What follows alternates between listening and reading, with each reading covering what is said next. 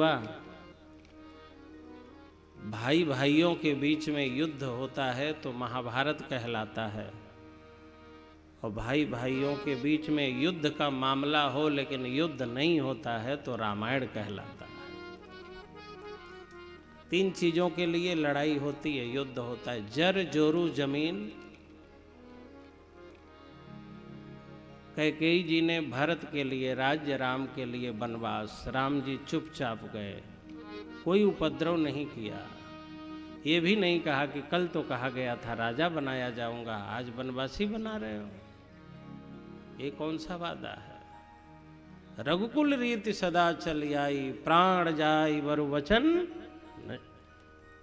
सूर्यवंशी पक्के होते हैं अपने वचन के, जो कह दिया सो कह दिया। तो कल कहा गया राजा बनाने का, पहले वो वाक्य पूरा कर दो, फिर वनवास वाला देख लेंगे। ये तो बाद में कहा गया, ये बाद में हो जाएगा। जो पहले कहा गया पहले हो जाए। क्या कोई राम जी ने तर्क किया? परिवार में तर्क कैसा? तर्का प्रतिष्ठानात, कोई तर्क का जगह ही नहीं है, प्रश्न ही नहीं है परिवार में। प्रेम में तर्क कैसा? आपके तर्क के तर्कस में जब तक भी एक भी कुतर्क का बाण है, तब तक श्रद्धा के प्रदेश में प्रवेश ही असंभव है। तर्क कैसा? विश्वास से परिवार चलता है, विश्वास से व्यापार चलता है, विश्वास से ही सब चलता है।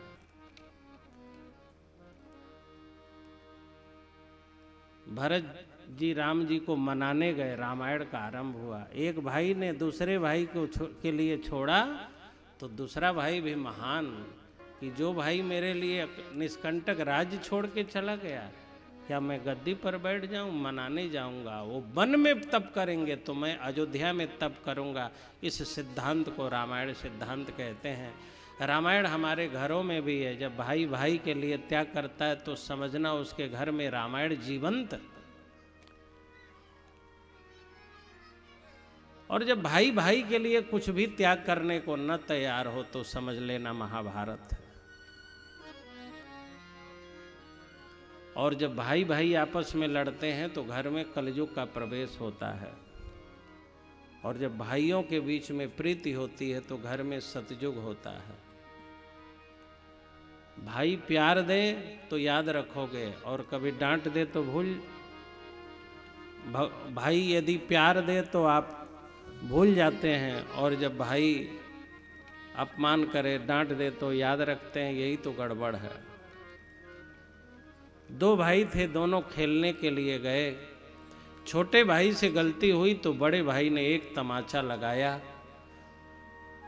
तो छोटे भाई ने बालू पर लिखा, आज फला तारीख को इतने बजे भैया ने जोर से चाटा मारा। फिर दोनों भाई समुद्र में नहाने गए तो छोटा डूबने लगा, तो बड़े भाई ने बचाया। जो तमाचा मारा था वही बचाया। तो बड़े भाई के उस क्रिया पर छोटे भाई ने पहले तमाचा पर बालू पर लिखा था, और अब उसने पत्थर में खुदवा करके लिखवाया, भैया जी ने हमको बचाया। तो एक महात्मा ने कहा, वकील साहब, ये हमारे आपके बीच में आप इधर कहीं ऐसा बैठिए कि स्टैंड